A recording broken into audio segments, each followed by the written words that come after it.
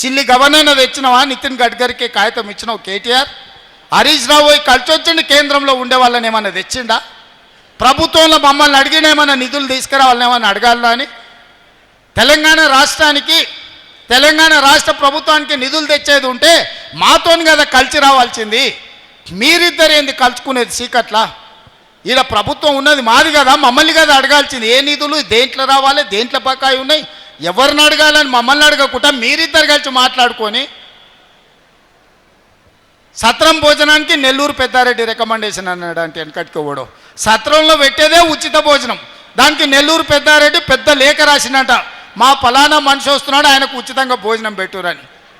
నెల్లూరు పెద్దారెడ్డి లేఖ రాకపోతే సత్రంలో ఉచితంగా భోజనం పెట్టరా?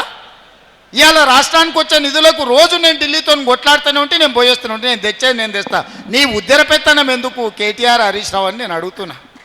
ఇవాళ మీరు ఆలోచన చేయండి దీని కుట్ర. ఇవాళ ఎందుకు బీఆర్ఎస్ ఎన్నికల్లో పోటీ చేయలేదు? ఎన్నికల్లో పోటీ చేయనప్పుడు వాళ్ళు ఈ ఓట్లు ఎవరికి ఏమంటారు? ఇవాళ ఆదిలాబాద్, నిజామాబాద్, కరీంనగర్, మెదక్లో టీఆర్ఎస్కి అసలు పట్టభద్రుల ఓట్లే లేవా? మీ ఓట్లు ఎవరికో చెప్పండి. మీరు ఎవరి పక్కన నించుంటారో చెప్పండి.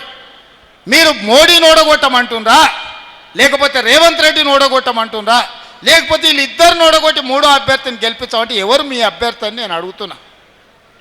ఎన్నికల్లో అభ్యర్థి పెట్టలేని దిక్కుమాలిన పార్టీ ఇవాళ రాజకీయాల గురించి మాట్లాడే అర్హత మీకుందా? ఆయన అసెంబ్లీకి రాడు, ఈ ఎన్నికల్లో పోటీ చేయడు. ఇక మునగాడు అంటాడు ఉప ఎన్నికలు వస్తే మా తడాక చూపిస్తామని. ఉన్న ఎన్నికల్లో అభ్యర్థి పెట్టలేని మీ బోడి పార్టీ బీఆర్ఎస్ ఉప ఎన్నికల్లో ఏందో చేస్తారంట. పార్టీ మారినోళ్ళ గురించి ఉప ఎన్నికలు వస్తే అందులో మేము గెలుస్తామని. 10 ఏళ్ళు 29 మంది ఎమ్మెల్యేలను, 20 మంది ఎమ్మెల్సీలను, 4-5 ఎంపీలను తీసుకున్నాడు చంద్రశేఖరరావు. అవునా? 2014 నుంచి 2023 వరకు 10లలో ఎమ్మెల్యేలను, ఎమ్మెల్సీలను, ఎంపీలను తీసుకున్నాడు. ఉప ఎన్నికలు ఒకటాన్ని వచ్చినాయా? మరి ఆ 10 ఏళ్లలో రాని ఉప ఎన్నికలు ఇప్పుడు ఎట్లకెళ్ళి వస్తాయి? అప్పుడు గదే స్పీకర్ ఉన్నాడు, అప్పుడు గవే కోర్టులు ఉన్నాయి. ఇప్పుడు గదే స్పీకర్ ఉన్నాడు, ఇప్పుడు గవే కోర్టులు. ఎట్లు ఉప ఎన్నికలు వస్తాయి నాకు చెప్పురా అని అడుగుతున్నా. మీరు 10 ఏళ్ళు ఉన్నప్పుడు తెలుగుదేశంలో గెలిచిన శ్రీనివాస్ యాదవ్ను మంత్రిని చేస్తారు, కాంగ్రెస్లో గెలిచిన సబితమ్మని మంత్రిని చేస్తారు. సిగ్గు లేకుండా ఉన్న ఎమ్మెల్యేలందరినీ మీ పార్టీ కండువలు కప్పి మీ చుట్టూతో తిప్పుకుంటారు. అప్పుడు ఉప ఎన్నికలు రాందంటే ఇప్పుడు ఉప ఎన్నికలు వస్తాయంటే ఆయన అందులో చూపిస్తాడంట. వెనకడికి కూడా కూట్లున్న రాయి తీయలేదంట, కానీ ఏట్ల పోయి మునిగి పెద్ద బండరాయి తీస్తాను పొంకనాలు కొట్టిండంట వెనకట్టుకోవడం. ఇవాళ కేటీఆర్, కేసీఆర్ మాటలు గట్టనే ఉన్నాయి. ఉప ఎన్నికలు వస్తున్నాయి, సిద్ధంగా ఉండేవారు, మనం గెలుస్తున్నామని.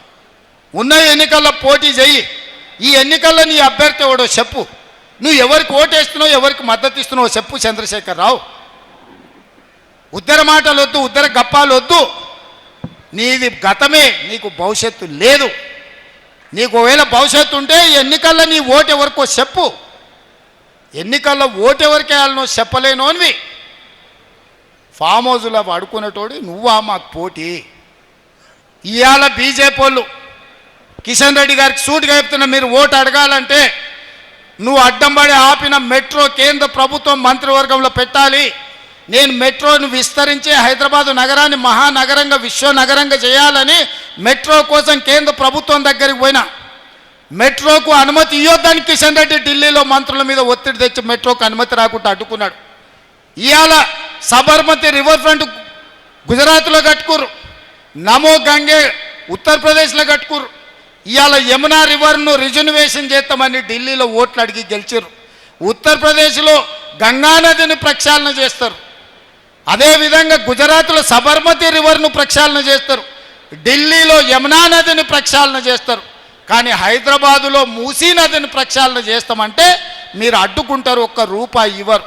ఎందుకు అడ్డుకుంటున్నావు కిషన్ రెడ్డి? నువ్వు కేంద్ర మంత్రిగా మూసీ పరివాహక ప్రాంతంలో ఉన్న ప్రజలు నీకు ఓటు వేయలేదా? మూసీ ప్రక్షాళన చేసి మేము బాగా బతకాలనుకుంటున్నాం, నీకు ఇష్టం లేదా? ఇవాళ మూసీకి నిధులు రాకుండా, మూసీకి అనుమతులు ఇవ్వకుండా, మూసీకి కావలసిన డిఫెన్స్ ల్యాండ్స్ను ఇవ్వకుండా అడ్డుకుంటున్నది కిషన్ రెడ్డి కాదా? ఇవాళ రీజనల్ రింగ్ రోడ్డు నార్థన్ భాగం వచ్చింది, సదరన్ భాగాన్ని నితిన్ గడ్కరీ ఇవ్వకుండా అడ్డుకుంటున్నది కిషన్ రెడ్డి కాదా? ఇవాళ పాలమూరు రంగారెడ్డి ఎత్తిపోతల నీటి కేటాయింపులను సమ్మక్క సారలమ్మ ప్రాజెక్టు కేటాయింపులను, సీతారామ నీటి కేటాయింపులను అడ్డుకుంటున్నది కిషన్ రెడ్డి కాదా? ఇవాళ వీటికి ఏటికి అనుమతులు ఏమి ఇస్తలేడు కిషన్ రెడ్డి.